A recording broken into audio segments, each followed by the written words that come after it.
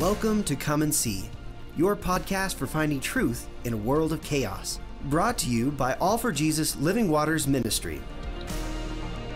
With host and founder Richard Case and co-host and retreat leader Kathy Ricconi. Jesus reminds us to watch for the signs of his return. Today we will explore further what we are seeing in our times that line up with what signs he said would indicate the potential of the end and his return. We will also discuss the practical meaning of this as we watch and as a remnant prepare as he so leads. And now your host, Richard Case.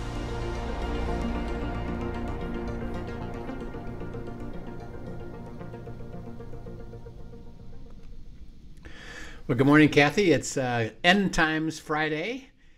Good morning. Good to see ya. Good to see you. We've had lots of exciting stuff go on with our study, week after week after week, and we've been through, so much material. It's amazing. I've had some requests of people that were listening to the podcast in their cars, usually, that could I send them the actual scriptures?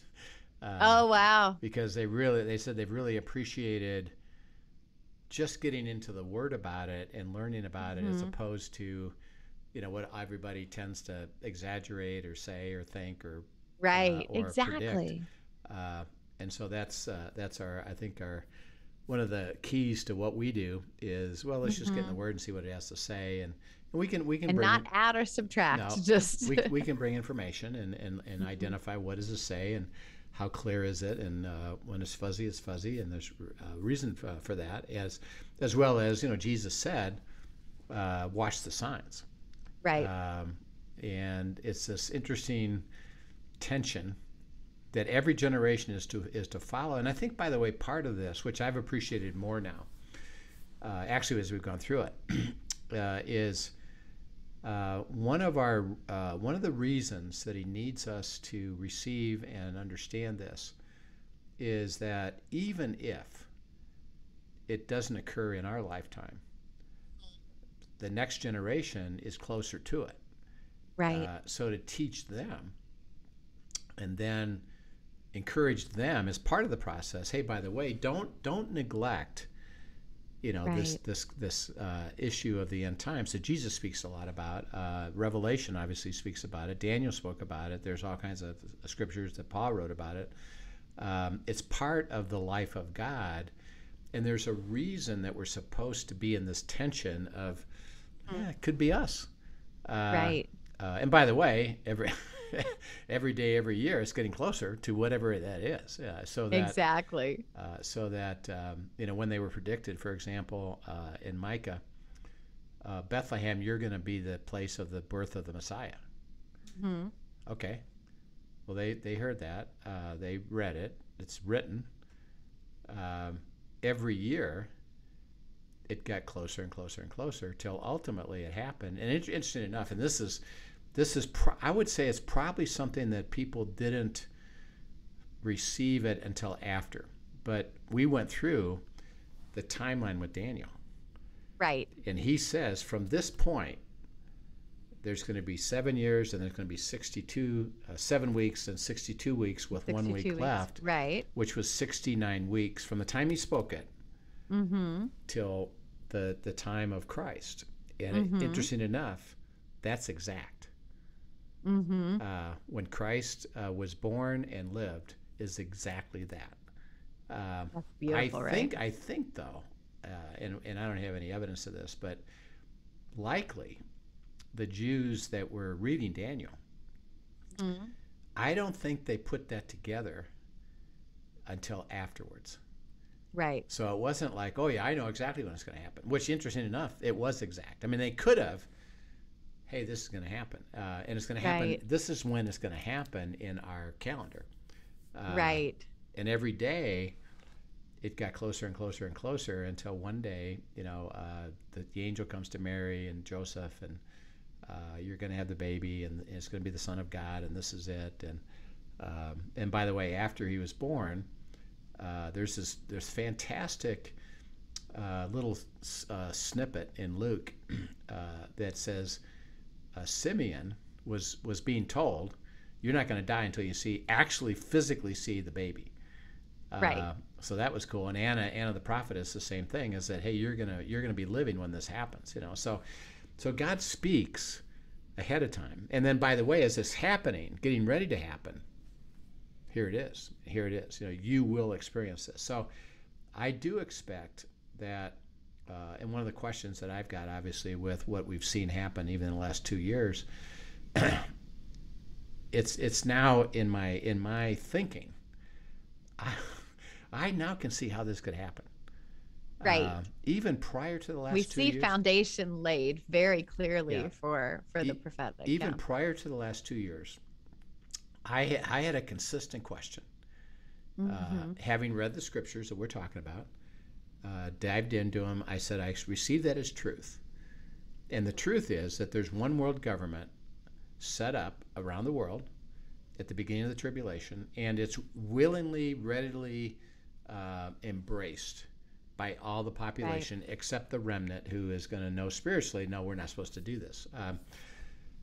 And in my mind, because I thought of countries and governments and how it all works, I said, how is that possible? Because remember, it's not by overthrow. I could see that.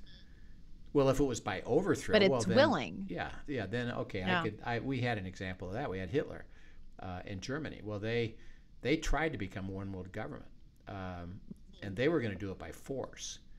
Right. So I could say, well, yeah, I could, if that's how it goes. I could imagine how that is, and then I would be asking, well, who is that? Who's gonna lead it? But it doesn't say that. It says it's not by force. It's willingly accepted and received, which means that the populace has to embrace it without rebellion. And my question was, well, how does that work? I don't get that. And then COVID hits. And literally, and this is what struck me, in what I call lightning speed, within 2 months, the entire world received being led by one world government, which was the WHO, WHO, the WHO. And the health organizations of the countries, but everybody in the world. And interesting enough, and by the way, right now, during our time of this broadcast, the Olympics are on. Have you watched any of them at all? I have not. Okay. I haven't. I mean to. It's just not happening. A couple things. We see a couple things, so we get interested in certain skiing sports and ice skating stuff. Yeah, and I'd love to be watching ice skating. Yeah. I guess our male star, Chen, I think it is, he scored the highest points ever in the history of the Olympics. Oh, really? Yeah. So that's pretty cool. But I guess he's really good. You think? And by the way, 4 years ago, I think he fell and failed and didn't even medal. Oh, wow. So he just said, well, I can do it again, And so whatever he did, he learned how to do it well. So, but the one thing that struck me is, the athlete, and ice skating is a good example. The ice skaters out there, and he's doing his thing or she's doing her thing. Then she goes with her group into a little mini kind of a stands, waits for the results. Right. Well, as soon as they get off the ice, somebody comes over, puts a mask on them, and everybody there has a mask. And guess what? An ice skating rink or a stadium. Let's say it'd be equivalent to a basketball stadium. Right. They can house about 15 to 20,000 people, generally speaking. Well, guess what? In that, there's no audience. Yeah, they have extremely. Do they have any audience? I thought they did have a very limited. You can invite, they basically, scaled it way you invite back. family and friends, and they allow up to, I think it's 500 to 800 people. Yeah. And you can look at it, and your statement is there's nobody there. Right. Why? Because they have decided that the threat of COVID is, and by the way, and this is interesting too, is that all the athletes are vaccinated, and there's already an outbreak of COVID. Right. And China really has a no COVID tolerance or something. So I wondered how they're even handling that. But the way that the populace attending the Olympics have just said, okay, There's not a rebellion. There's not, I'm not going to do it. It's just, well, okay, that's what they say they got to do. I got to do it. And that's what it looks like. And so worldwide in 2 months, what I saw in lightning speed was the whole world, in a sense, surrendered to a one world government. Right. And I said, oh, that's how it works. That's how it can happen. That's how okay. it works. Okay. And then there's going to be what I see, because remember, it's economic. So there's going to be a collapse, obviously displacement with that, which I think people will be literally without food, supplies, stuff, fuel. It'll cause panic. But then the one world government will come with, here, I have the solution, and everybody says, oh, great, excellent. Let's do that. So what I'm saying is that, Jesus said, watch the signs, and because the truth is we are getting closer. Right. And in our time, in our lifetime, we can now imagine it a little bit more than before. And again, God's timing is always one thing I always learned, even in my own walk with him, in terms of things I'd like him to do to have me understand and get his will. He keeps reminding me, my will is a little bit longer than yours. Right. So relax, so we can't say it, but it's getting closer. And a couple things have actually happened recently, and that is that, remember, he said there'll be wars and rumors of wars. Right. And it'll accelerate. And Russia has basically amassed their military next to Ukraine, which is a country next to them. It used to be Russia, by the way, and then it split off when Reagan was president. They're poised. Yeah. And they are poised to conquer them and attack them. And so by the time this airs, you actually could have experienced, probably will actually know. I think they'll either will or they won't. And if they do, they will have already done it. If they don't, there'll be a reason, and here's what they're going to do with it, which could be some negotiation or whatever. Secondly, that Iran has now come to a point where they're very, very close, and we're talking months, to having a nuclear weapon. And by the way, they violated the essence of all kinds of agreements. Because they're not supposed to use uranium enrichment, what they call it. And you have to get your uranium to a certain level of purity to be able to put it into a weapon. And they're getting close to that. So they just kept doing it and violating all, and nobody cares, and the world's not willing to do anything about it. So, but we know this. If they get that weapon, we know their objective already today. Is to annihilate Israel. Right. It's not fuzzy about that. And they're part of we talked about this, the Shiite sect of the Muslim grouping is Iran, Syria, Turkey, and most of Iraq. And they're all bound together. And that sect has verbally, publicly written about, teach, we're gonna annihilate Israel. It's no secret. It's no secret. We're gonna annihilate Israel, which Israel says, well, I think not, and and by the way, God says, I think not. And God says no. So here's what we know in Scripture: they are not annihilated. Right. So we know, even though they have a nuclear weapon, we can say with certainty, it's not going to be used on Israel. It may be attempted to be used by Israel. Right. But it's not going to be not successful. Successfully. Right. And by the way, Israel has this clever, fantastic defense system already. And two is they have super intelligence and super computer skills. So they've already, in a few situations where they were getting progress on this nuclear weaponry, were able to hack into their laboratories, for example, and prevent them from going any further because they basically hacked it and stopped it. So Israel hacked into Iran's to stop them. Excellent. Okay. And they have sent military operations where they bomb supplies in Iran. And remember, the Sunnis, who is a more moderate sect of the Muslim community, and that's Saudi Arabia, Bahrain, UAE, Jordan, Egypt. They actually don't want the Sunnis or the Shiites, who they actually dislike each other, to have any power in the Middle East more than they do, and so they actually sanction Israel, yeah, you go ahead and take care of that. We can't, but you can, and we support you in that. So it's really interesting dynamic. Interesting enough, at the very end when we talked about it, remember the Battle of Armageddon?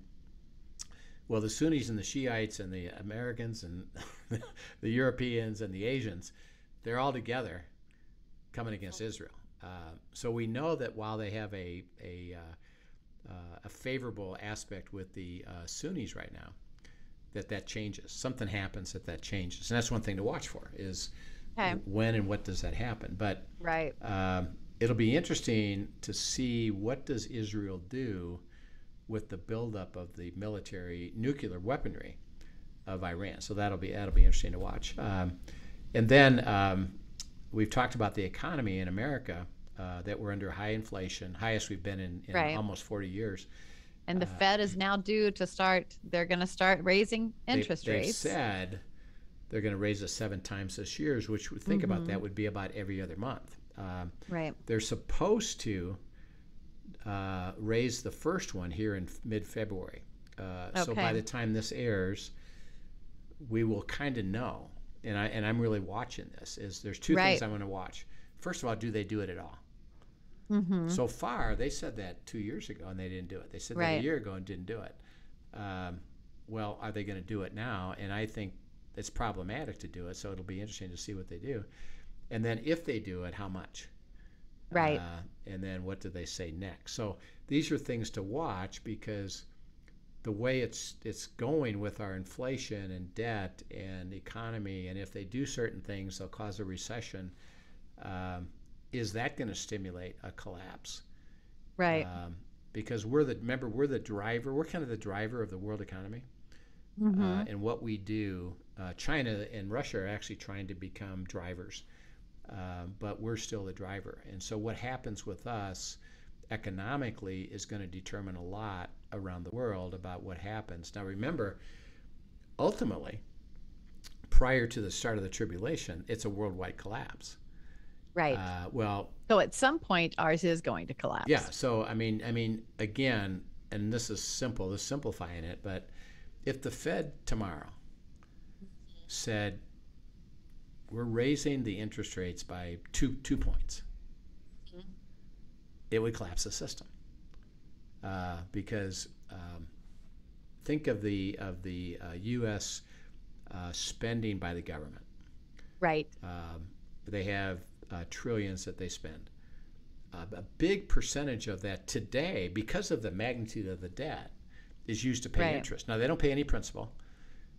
So just think you have a mortgage and you never pay your principal, you only pay interest. But I was going to say, all these years spending more than we've made. But right now, if you go to get a loan, mortgage, you can pay. Even a month ago, it was 2.5%. Now it's going to be almost 3.5% because of the threat of that. But think about when back in the 1980s, when I was just in the beginning of my career, the interest rate went to 22%. Wow. And mortgages were 25%. Yeah, it's been a long time since we've seen that. I remember the very first house Dan and I bought. We were so excited. We had an interest rate of like 7.5%. And really had no idea, what things were going to look like all these years later as we've bought houses. But at that point, that was like a great rate because of what had gone on the years before. That's right. But think about if, we have such a large percentage of our annual government budget paid to interest today. If it doubled, actually it would quadruple, go from 0.5% up, to 2% more, quadruple.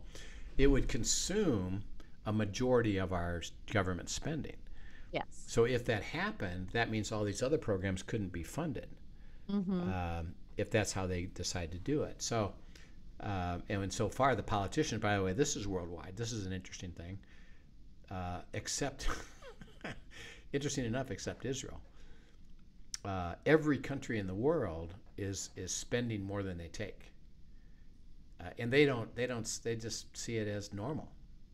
Now, is that even true for the oil countries?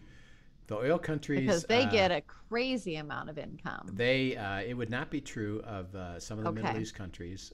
They have a surplus. Okay. And they actually distribute revenue, but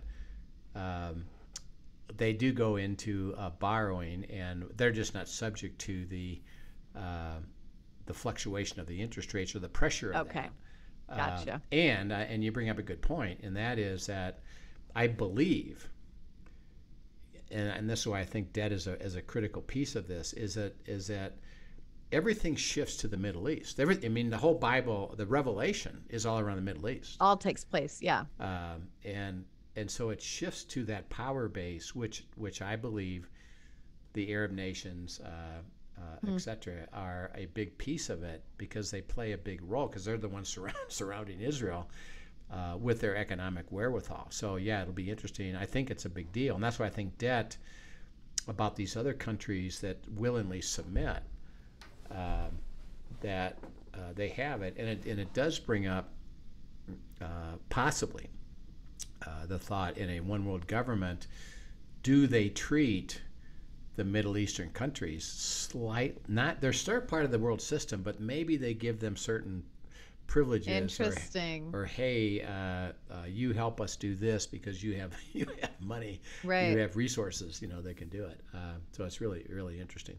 So those things are happening, and it would be to watch those, and particularly right now, because we're taping this here in the second week of February, but it's going to be aired toward the end of February. We're saying watch these things, and it'll be interesting when we get to that point, what happened on just these three things. Right. And did anything significant happen? I believe yes, it will. And again, watching. Watching is really cool.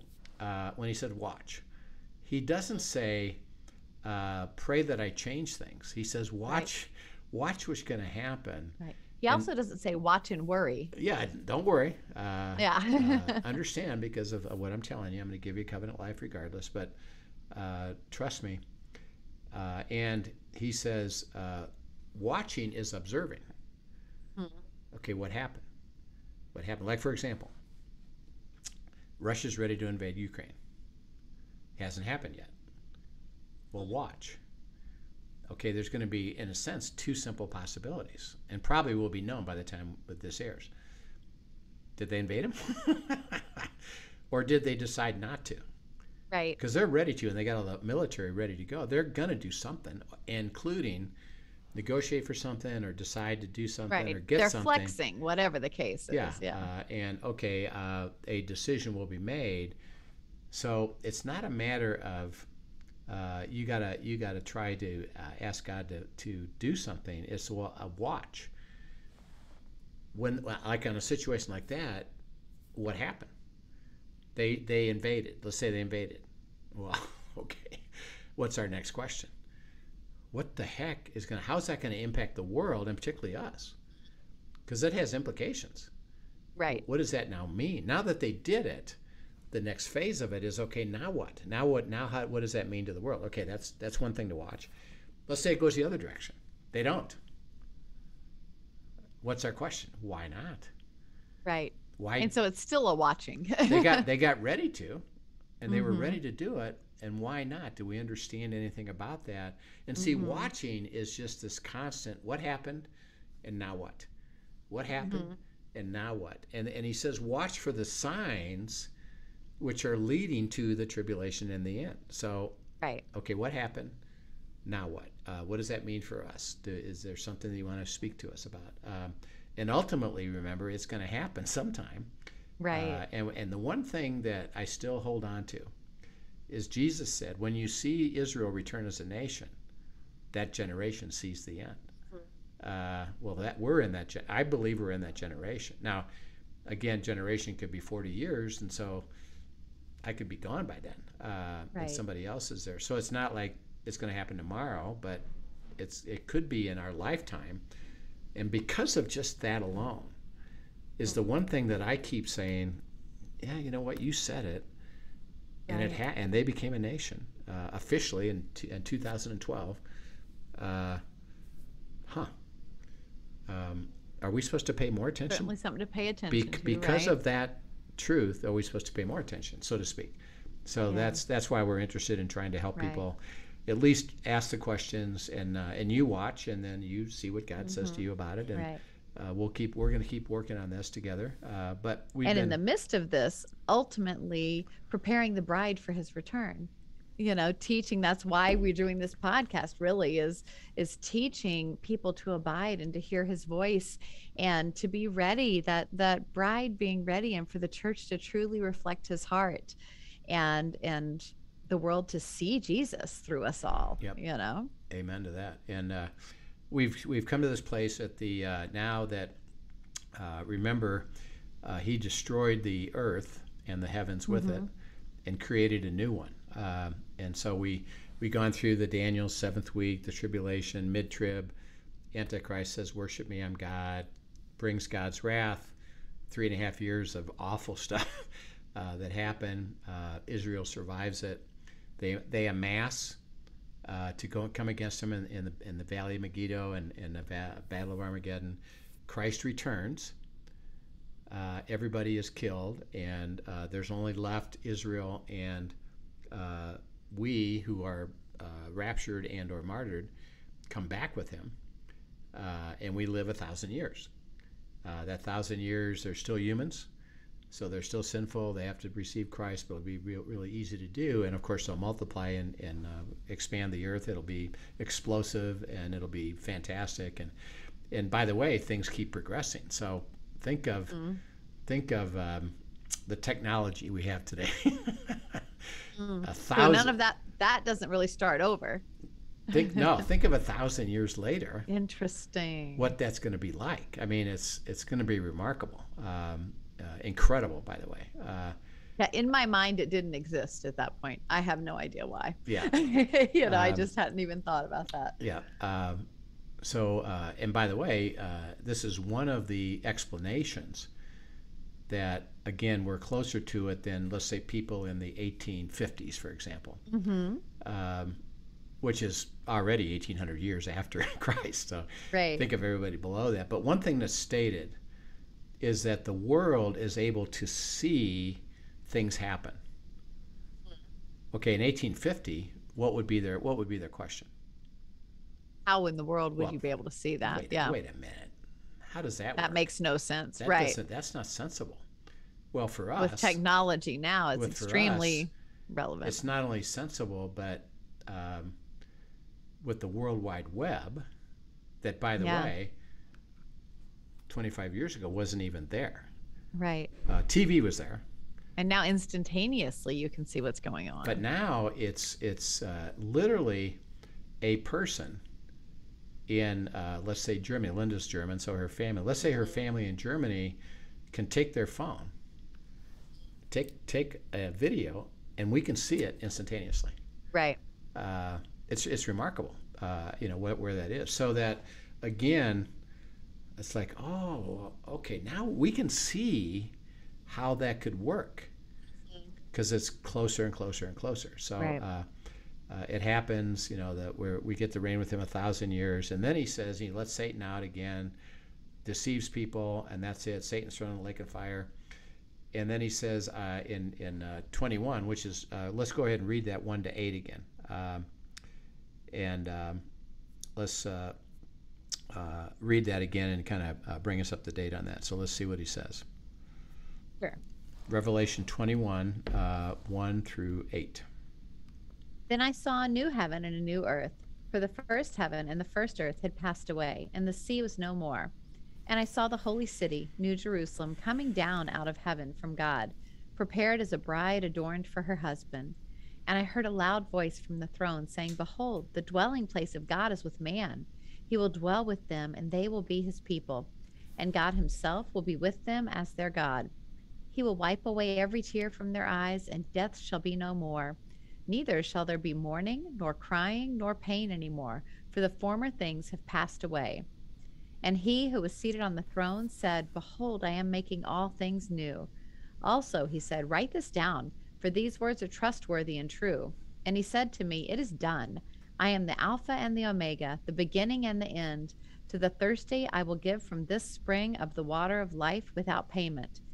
The one who conquers will have this heritage, and I will be his God, and he will be my son. But as for the cowardly, the faithless, the detestable, as for murderers and the sexually immoral, sorcerers, idolaters, and all liars, their portion will be in the lake that burns with fire and sulfur, which is the second death. Yeah. So he says, well, remember, I create a new heaven and a new earth. And by definition, I've destroyed the old one. So all of the humans living on earth, which remember after 1,000 years, I think it'll be back in the billions, and they'll primarily all be believers. Because Christ literally is there, we're there, it's easy to believe. And the enemy is bound at that point, yeah. And that, Satan deceives a few, but he then destroys it all. So when that happens, there's and it's only implied, it's not stated. Because he destroys an earth with physical human beings, they then are translated at that moment into their new bodies and their new place in heaven. So they're in essence the raptured. New heaven and the new earth. They're actually raptured, so they don't experience. So God doesn't kill them, and they go through a painful, destruction. They're translated, and then he destroys the earth. He doesn't say he destroys the people. He destroys the earth. So he destroys the heaven and the earth. Interesting. Okay. And then he says, I make all things new. And by the way, he says that includes, and this is what's really cool, a new earth and a new heaven, which, by the way, is a unit which we actually live in today. And we have this series, again, that I'd urge people to look at called Blessed with Every Spiritual Blessing. And it's describing what does that look like that we live in heaven and earth at the same time, which we do. Because we tend to think, well, I'm on earth. When I die, I get to go to heaven. Right. Right. And he says, actually, you're living there now, and it's really cool experience. So he says, create a new heaven and a new earth, because remember, if we were just spiritual, and he just says, I create a new place, or we're going to go to the place, we would say, yeah, I could understand that. Sure, we go somewhere where we're able to communicate. He says, well, actually, it's going to be a new earth. Okay, now think, and we'll get into more of this, but even that alone, it's literally a firmament. The word there is it's a firmament, and John describes it as earth. It's similar to what I experience now. Right. So it's a physical place. Well, if he creates a physical place, what do we experience? A physical life. There's everything. something. Yeah. See, there's something physical about our eternity. And we'll see more about this. Okay. Well, that's going to be cool. So hey, you mean we're not going to be up there strumming harps and just doing nothing? Nope. Eternity is going to be a new heaven and a new earth. He says, "Behold, I make all things new." And then he says this. I, God, all of God, the Father, Son, and Holy Spirit, will be dwelling with you. And the light is now going to be me and you experiencing that and you receiving it and living it out. So there'll be this amazing ability to see and understand and have visualization of it, but it's all because of him. In this new physical place. And he said it's going to be really remarkable. And then he says, I'm going to wipe away all the tears. There'll be no more sorrow, no more crying, no more mourning. Okay, now what does that imply? That won't even be present at all. Well, that's, with the enemy not operating there is no source for any of that. Yeah. See so even because everybody there is a believer that's been cleansed. Right. And we know, you and I know, we had a story, a week or so ago with Morgan, your friend. She had a troubled life and was sorrowful. She shared with that. I was very sorrowful. And we're all in that boat. Yeah, there's things that we sorrow over, including, and there's I have leaders right now whose dad just passed away, and there's this mix. He was a believer, so there's this mix of sorrow and tears. Right. Well, why? Well, because I love being with that person, and they're no longer here. I can't see him anymore. I can't be with him anymore. And at the same time, joy. Well, they get to go be with Christ. Because they're with Christ. So right? Hallelujah. But there is a sorrow in this scripture. He says there isn't an ounce of sorrow. So that means that somehow we have fully received. Because remember, we do recognize each other. Right. We will understand where that came from in terms of the life we live. So there's still memory of life. Because I know I'll be able to, when you and I are there, I'll know who you are. Hey, there's Kathy. Right.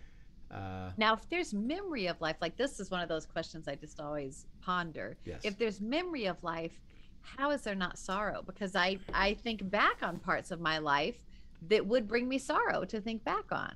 Yeah. So I don't know if you have an answer for that. I'm just curious. I do. Right now, we look back at memories, and we have good memories, right? And we have what? Some bad memories. Bad memories, and the bad memories trigger us to say, if I would have done something different, right? Or if this wouldn't have happened, or if I, and even think of accidents. Accidents happen in a moment, and immediately, and this happens to everybody. If I'd have left 5 minutes later, if I'd have left 5 minutes earlier, things have been different. Yeah, it would have been different, and the timing of that, and if, and it's sorrowful to me that I left at that point, or I did this thing. Right. Well, he said there's none of that, but you have memory. Okay, so what has to have happened to your memory?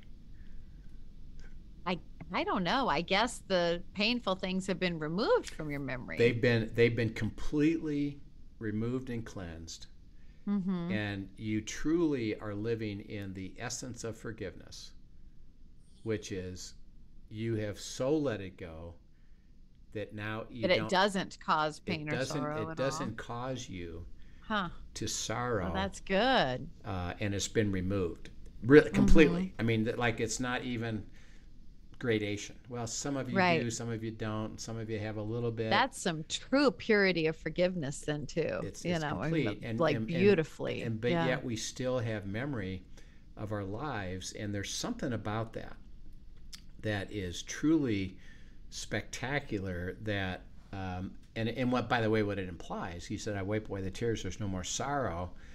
Well, that means you have emotion. He didn't say you're amorphous. And he didn't say, well, yeah, all that's gone. Your past life is gone. You're just a being, and you're a brand new being, and there's no connection to your life at all.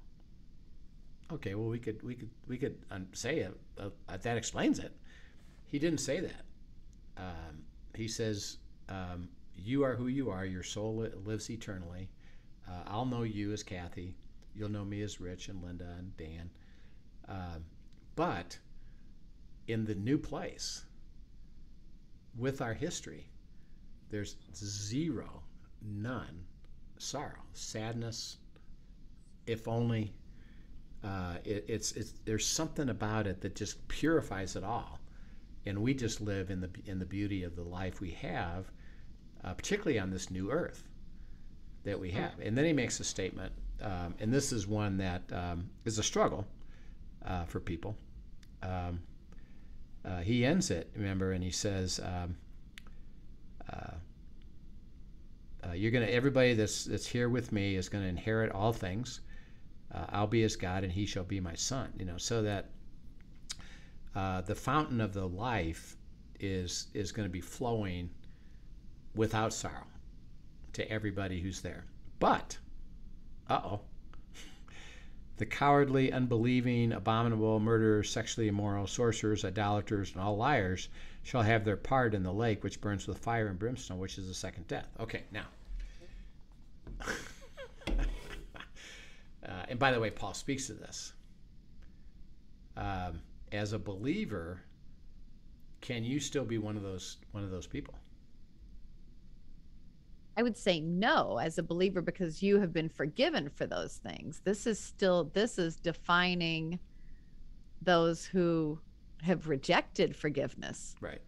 So could you still be, as a believer, could you still be sexually immoral? Oh, yes. Yeah. I mean, you still have sin, but you are forgiven for those things. Can you be cowardly? See, could you be an idolater? Yes. Could you be a liar? Yes. In fact, I'd argue that we all are idolaters. Yeah. So, is he? Because then people say to me, and I've had discussions about this. Well, it seems like that verse is saying it's based on our works, and if we've been perfect, we get to be there, and otherwise, and they kind of ask this funny question: does that mean nobody's there? Right. Well, okay. What is he saying there? And Paul writes about this in Ephesians and says, in the flesh, you're gonna live this way, and he's just describing kind of indicators of how people tend to live in the flesh. And there's a remedy. Right. What's the remedy? The remedy's Christ.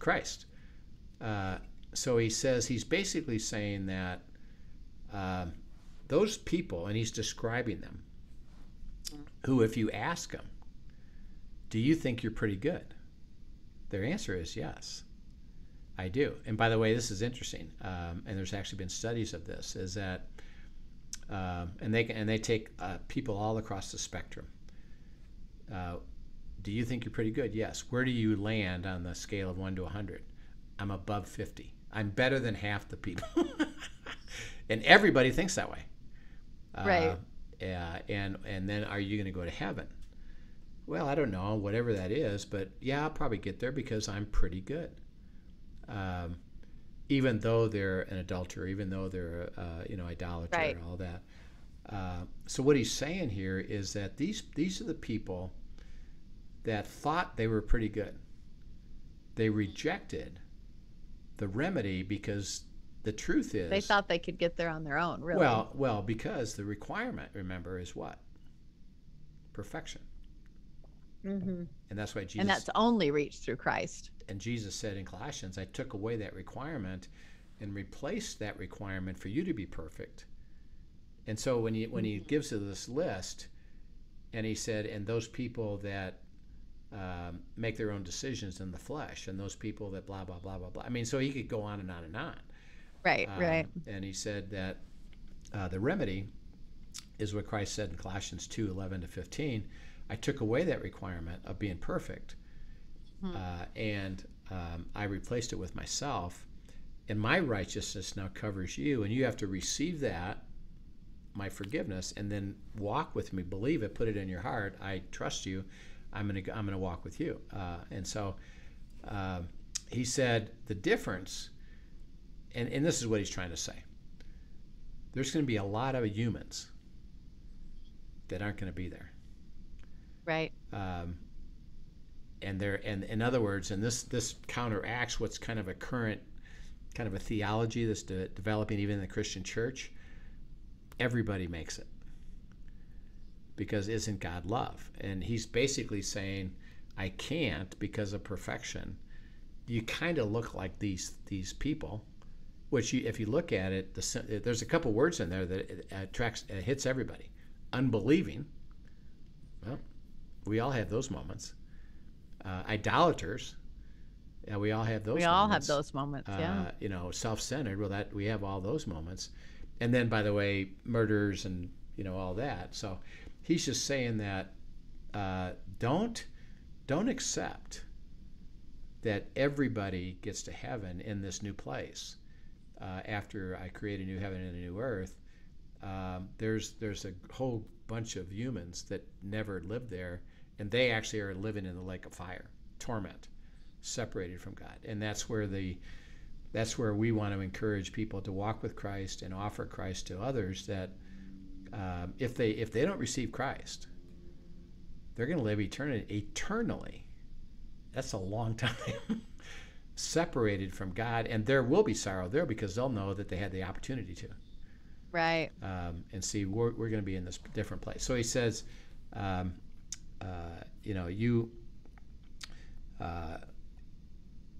is going to happen. People will be, they'll have their part in the lake which burns with fire and brimstone, which is the second death. In other words, it's not good. Right. So what he describes here is you're going to be in a physical place, and we're going to talk more about that in the coming weeks, because he actually helps us define that a little bit. And for us, it's remarkable, because our view of heaven or eternity is just, we're not doing much. Right. We're kind of just floating around, and we know we're going to worship, singing all the time, and that kind of stuff. And how does that work? What is it really like? Well, interesting enough, and this is why part of Revelation is these two chapters, 21 and 22. He says, I'm going to tell you a little bit more precisely what heaven is all about, and what living eternally is all about, and what that looks like. And the one thing we just learned is it's physical. So the question, and he'll answer this as we go forward, when I read that, I had a question. Okay, we're going to have a new earth. It's physical. We're not humans at that point. I mean, we're not in the human form. We're in this translated form. How are we physical? How are we physical, and what the heck does that look like? Since there's a new earth, because if it was different, he would have said, well, there's no earth. There's just this. But no, there's a new, which means we're going to be occupied living on this new earth. How cool is that going to be? So that's the next thing we're going to get into is, okay, what does that start to look like in terms of, well, if it's physical, then how are we participating in the physical? So that's going to be the fun thing to answer. This will be fascinating. Yeah.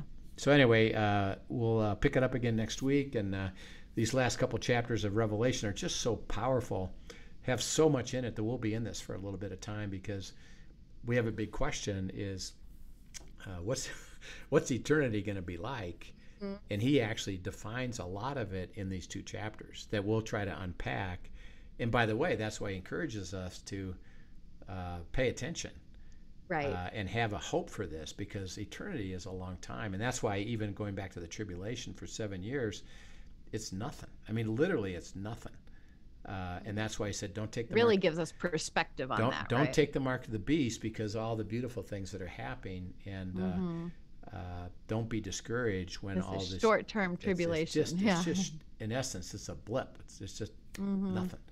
So it's pretty cool. Anyway, we'll pick it up next time, and we'll see you on Monday. Have a great weekend. Excellent. And, thanks for sharing. Yep. As always, thank you for joining us, everyone. And if you found today interesting, please be a friend and tell a friend, and send them on over to the podcast, and send in your questions too. Yep. Don't forget, questions@afjministry.com. Yep. .com.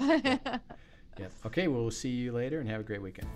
You too. Take care. Thank you for joining us for today's episode of Come and See, your podcast for truth in a world of chaos. Brought to you by All for Jesus Living Waters Ministry. Send us your questions and comments, and tune in tomorrow for more answers to your personal questions about living life in God's truth.